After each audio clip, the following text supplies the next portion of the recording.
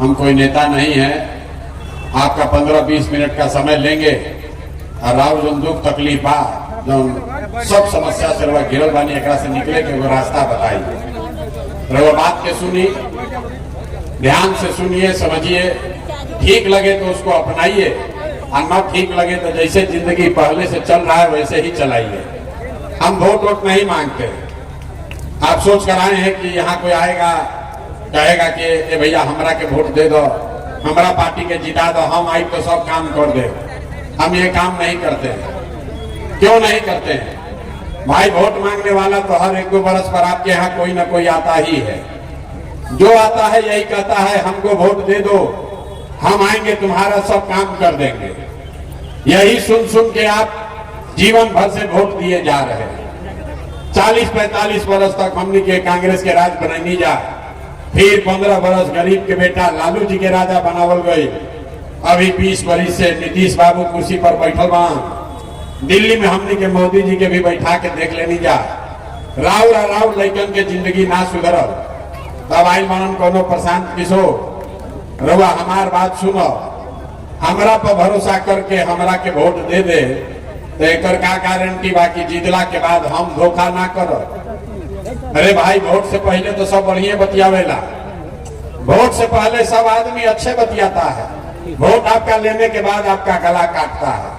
इसीलिए हम वोट नहीं मांगते हैं। अभी 15 मिनट में आपको एक रास्ता दिखाएंगे, समझाएंगे। अगर आपको ठीक लगे, अगर उस रास्ते को आप समझ लिए तो उसके बाद जिसको मन है उसको वोट दीजिए।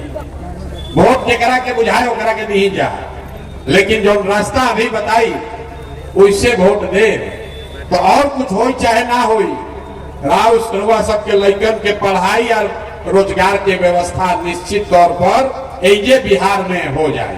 तो जगरा जगरा रास्ता सीखे के बाद अब एजा कुर्सी पर बैठ के उंघाए के नहीं खे, भाषण हो गई खत्म। अब 2 सवाल रवा से हम पूछो और सबके हाँ या ना कह के ओकर जवाब देवे के बाद, जोर से बोले के बाद, गर्दन हमार फसल बा, ज्यादा चिल्लाई ना। जब सवाल पूछो तो अपना जगह से जोर से बोले के बाद हाँ या ना। अब 5-7 मिनट में अभी रउआ दिखी कि रउआ गरीबी, परेशानी, नाली गली, पेंशन, राशन के जो समस्या बा एकर कारण क्या बा और एकरा से निकले के उपाय क्या बा। तो जितना आदमी एजा आइल बानी जा, सब आदमी तनी सोच के बताई जा। रउआ गांव पंचायत में और कुछ होके चाहे ना, रउआ सबके लड़कन के बच्चन खातिर बढ़िया पढ़ाई या रोजगार के व्यवस्था होके के चाहिए कि ना होके के चाहिए। अथवा उठावे के बाद मुंह से जोर से बोले के बाद हाँ कि ना, जोर से बोलिए होना चाहिए कि नहीं। नेता सब अपना खून चूस ले वाला सन के मुंह से आवाजों नहीं क्या निकलो। अरे हाँ कि ना, होके के चाहिए, होके के चाहिए ना भाई। तो हम तो ना समझे नहीं एजा आदमी कितना समझदार बा।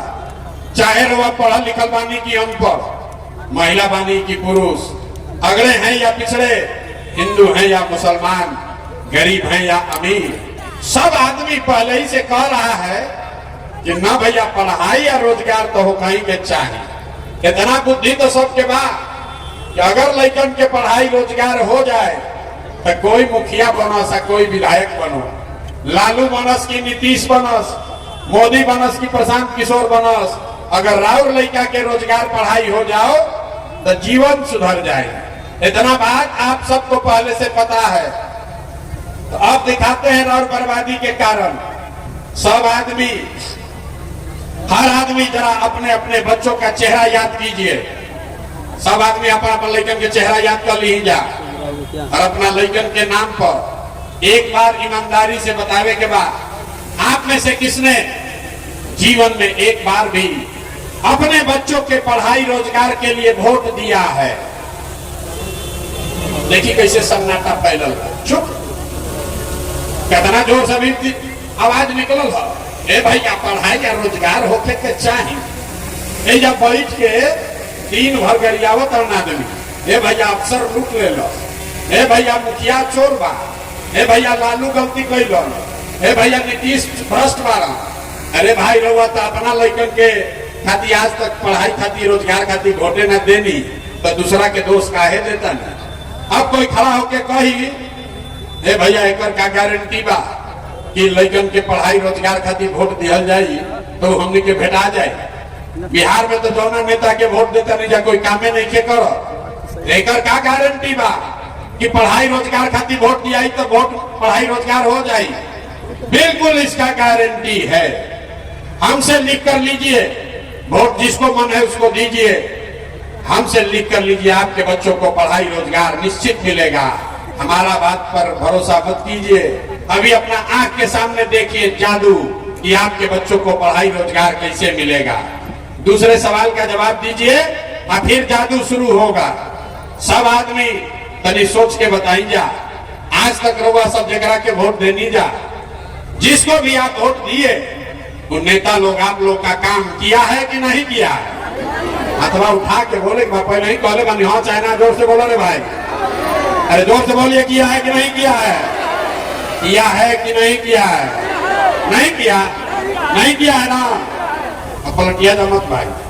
सब आदमी कहले बा, वीडियो में रिकॉर्ड हो गए, सबे कहल ए भैया जौना दल के नेता के वोट देनी जा, आज तक तो हमने के कोई कामे ना कैलस, तभी अब 2 मिनट में देखी जादू गिरवा लड़कन के पढ़ाई रोजगार कैसे मिली, यह नेता के रहते कैसे मिली, रवा जादू देखी।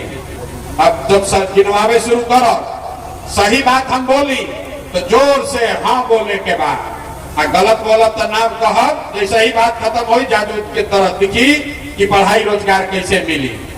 पूरा बिहार में, तरैया में, छपरा में, सभा में आए कोई आदमी, सब आदमी मिलके, कितना आदमी 5 किलो अनाज के लालच में मोदी जी के भाजपा के वोट दिले बा।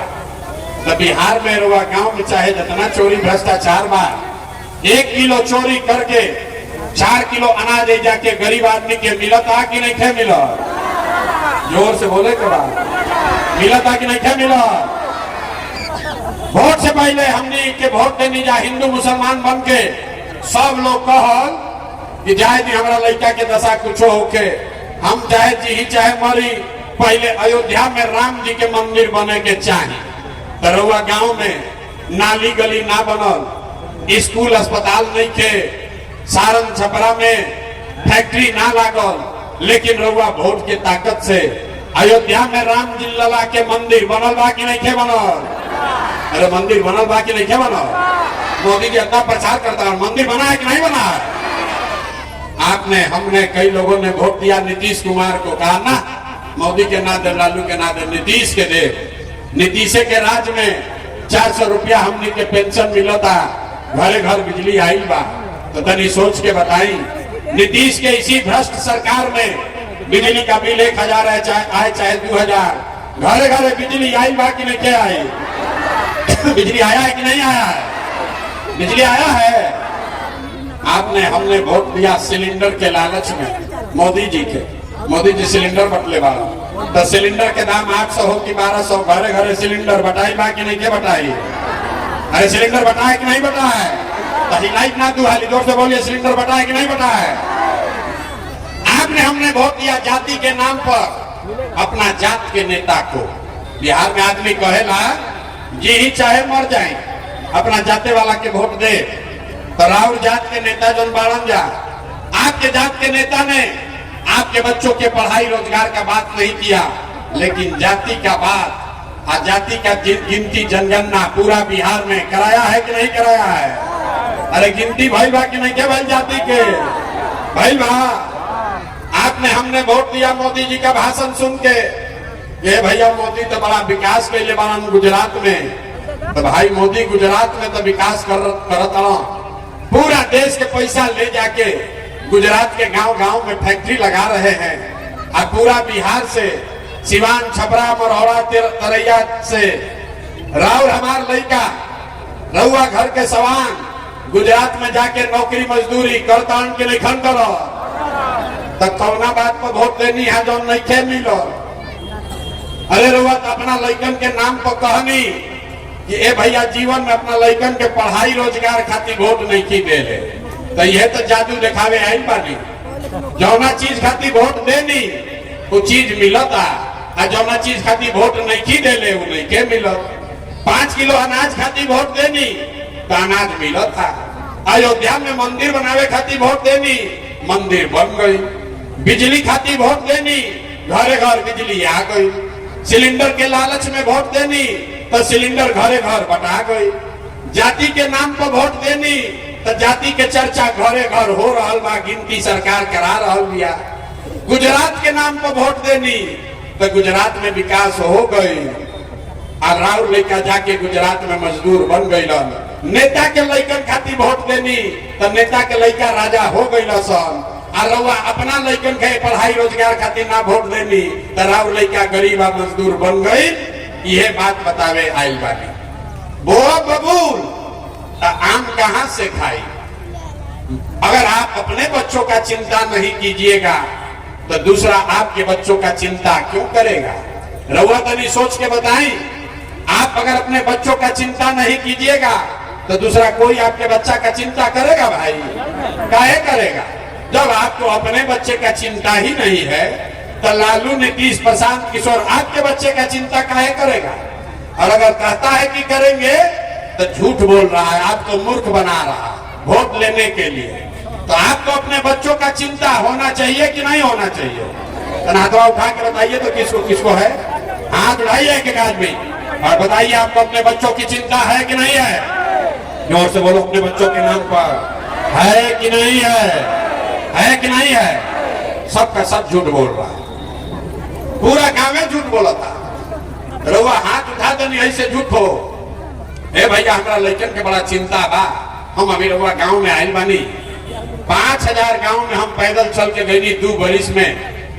आज आपके गांव में आए हैं। रास्ता में अगर 100 को बच्चा मिला है, रास्ता में अगर 100 को बच्चा मिला, आपके घर के आपके गांव समाज के बच्चे मिले, आधे से ज्यादा आपके बच्चों के शरीर पर शुद्ध कपड़ा नहीं है। एक गर्मी में जितना छोटा बच्चा या खेला तड़न घुमा तड़न देख ली, ज्यादातर बच्चों के पैर में हवाई चप्पल भी नहीं है। आपके बच्चों के पैर में चप्पल नहीं, शरीर पर कपड़ा नहीं, खाने के लिए भोजन नहीं, पढ़ने के लिए विद्यालय नहीं। आपका बच्चा बीमार पड़ता है तो दवा डॉक्टर अस्पताल नहीं। और आप कहते हैं कि आपको हमारे बच्चे, आपको अपने बच्चे का चिंता है। अपना बच्चा के चिंता रही तो अपना बच्चों के छोड़ के नाली गली जाति या मंदिर मस्जिद पर वोट करते हैं। बच्चा का चिंता क्या होता है? एक बार देखिए, लालू जी को देखिए और सीखिए। लालू जी को अपने बच्चे का चिंता है। लालू जी के लड़का 9वां पास ना कैलस। लालू जी के लड़का 9वां पास नहीं कैले, लेकिन लालू जी के चिंता बा कि हमार लड़का बिहार के राजा बनो। एमे कोनो दिक्कत नहीं थे भाई, जगरे के जनता वोट नहीं दी हो जाए। लेकिन रउआ समझी, रउआ दुर्दशा के कारण लालू जी का लड़का 9वां नहीं पास है, लेकिन चाहते हैं लालू जी कि वो बिहार का राजा बने। और आपका बच्चा मैट्रिक पास कर लिया, आईए बीए कर लिया, उसको चपरासी का भी नौकरी नहीं मिला, लेकिन रउआ आपन लड़कन के चिंता नहीं थे, लालू के झंडा लेके घूम रहा। ये लालू के लड़का कैसे जीती? गौवा में हम चली रहा तो पूछी रहे भैया केकरा के वोट दे रहा, तो कहता भाजपा के, मोदी जी के। देखिए एजा आदमी के दुर्दशा, एजा बैठा बहुत आदमी, महिला लोग, पुरुष लोग मोदी जी को वोट दिया है। पूछते हैं काहे दिए थे, आपका काम तो कुछ हुआ नहीं। तो कहता है ना भैया, मोदी जी के जो सीना बा 56 इंच के बा, 56 इंच के मोदी के सीना बा। पाकिस्तान के मोदी डरवा दी, हम सब मुसलमान लोग के भगा दी। हम देखी रहा दुर्दशा। एजा तरैया के गांव में बैठ के रउआ बुझाता कि मोदी के सीना 54 इंच बा कि 56 इंच, लेकिन आपन लड़कन के खैला बगैर सीना सिकुड़ा के 15 इंच भइल बा। इ लोग के नइखे लौकत तो राउर लड़का ना भोगी तो के भोगी रे भाई? हम मीठा बात ना बोली, बहुत कड़वा बात बोलते हैं। यहाँ के आदमी को सुधरना नहीं है। 5 बरस बैठ के रोता है, ए भैया बड़ा भ्रष्टाचार बा, ए भैया पढ़ाई नहीं थे, ए भैया नली गली नहीं थे, ए भैया खाए के ठिकाना नहीं थे, लड़कन के पढ़ाई नहीं थे, राशन कार्ड नहीं थे। और जैसे ही अभी वोट होई, जैसे ही चुनाव आई, तो सब ही बात भुला जाए। वोट के दिन खाली लौकी एक के बाद कि हमारा जात के कौन आदमी खड़ा बा, कौन हमारा जात के नेता आपकी हाली खड़ा बा। वो चाहे चोर होके, बदमाश होके, लुटेरा होके, और लइकन के हक मार के लूट के भागल होके अपना जात के होकी तो ओकरे के वोट दिया। तो कैसे सुधार हो रे भाई? ये सुधरने वाला नहीं है।